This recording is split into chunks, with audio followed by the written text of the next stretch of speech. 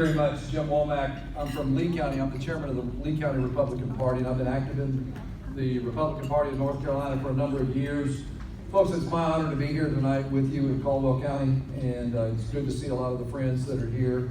Some coming up from Burke, like Jordan and Melanie and others. I just want you to know that the reason I'm running to be your state party chairman is because I love the party, and I'd like to see the party do a lot better than what it's done in the most recent years. We've had, you heard Judge Berger just say a few minutes ago about how we really need to focus a lot of energy on the judicial races, and nothing could be more important than our judicial races. And I'll just say just a word or two about that. Starting in 2014, we had several races on the ballot that we did not take care of. We did not provide the logistics, the infrastructure, the support, the marketing and branding of the judicial candidates that we needed to. We lost 3 of the 4 Supreme Court races that year. There's so much energy put into Justice Martin's race that we lost sight of the other 3. In 2016, we repeated the same problem with Bob Edmonds. I remember one night late, Bob Edmonds was trying to deliver signs around the state himself. Here's a guy that's running for Supreme Court of North Carolina trying to deliver his signs to places that didn't have them. It's ridiculous. And then in 2018, my recollection was that Barbara Jackson was supposed to win convincingly. But Barbara Jackson lost again, and again because the state party failed to do what it needed to do to ensure her victory. And now we find ourselves where we were in the majority of the state Supreme Court and protecting the governance of this state. We find ourselves where we have one justice standing, Paul Newby, who's now running to be the Chief Justice. And I can tell you folks, these kinds of problems should not exist in a red state, in a Republican state.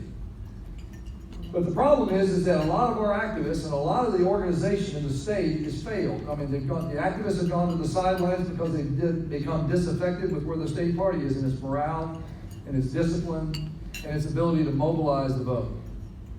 And I think I can change all of that. In fact, I know I can change all of that because I've been a military leader, I've been an IT professional, and I've been active in public service for many years.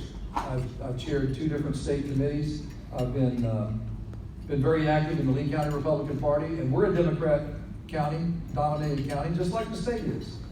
But the difference in the state and Lee County is that we win our elections in Lee County. And I know how to do that. I know how to beat the Democrats and what they're trying to do and how they're trying to win elections. We outwork them, we outorganize them, we out-fundraise them. We do all of that in Lee County. That's a small county, this is a big state. But the same principles apply at the state level that apply down at the county level. And those same principles need to be practiced. We have best practices all over the state that can be shared and are not being shared today because of a lack of communication and digital methods in the state. We don't train our precincts. We don't train our county chairmen. We don't train the districts to do the jobs that they have to do. And we can change all of that. Roger Freeman's here tonight. Roger's running to be the DCCA chair. It's the training and education arm of the party. A lot of you here probably didn't even know that because it hasn't been doing its job for 2 years. We can change that.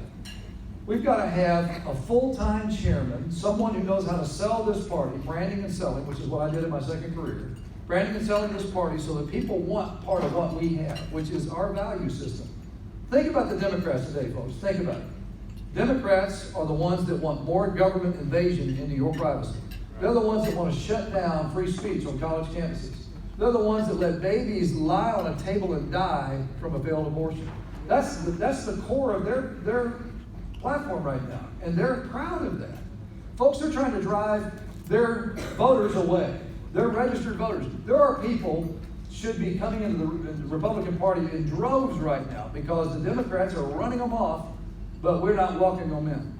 When Donald Trump ran for president in 2016, Donald Trump brought 80,000 new registered Republicans into the state of North Carolina. And he didn't bring them out of the state, he converted them. People that wanted to associate with the Trump brand.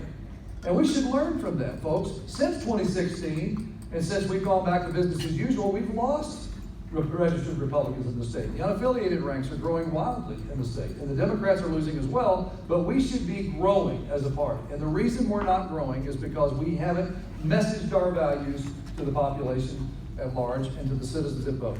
We've got to start messaging that brand. We are the party of the people. We are the party of limited government. We are the party of not taking any more tax money from you than absolutely necessary. We're the party that values life and Judeo-Christian principles. That's what the framers had in mind when they created this country, and that's what we offer as a platform. Now we just need to brand and message that better. We need to do a better job of fundraising. Today, the party's coffers are empty. We're not raising money the way we should. And there's no reason that we don't, because we are entrepreneurial in our nature. We are the people that know how to sell. We're a part of the capitalist fabric of this country. And this party represents that. We've got to do a better job of all of that, and I know how to do that. I mean, I've done that in private practice. I've done that in my public service life. We can do better. In Lee County today, the last year, we raised $8 per Republican in that county. Now think about that. If the state, which has 2 million Republicans, raised $8 per Republican, think about what that would do. The party would raise 4 or 5 times what it's ever raised in the past. And we did that without having to be full-time fundraising. We did a great job. So, folks, I'm going to wrap it up by just saying that this party is ready for a change. This party needs inspired leadership, someone with military field experience, somebody that knows how to wage a campaign, take soldiers to combat, bring them all back alive and well. I've done that. And I'm ready to do that for the state of North Carolina. I can be your full-time chairman. I live close to Raleigh. I can travel the state as it needs.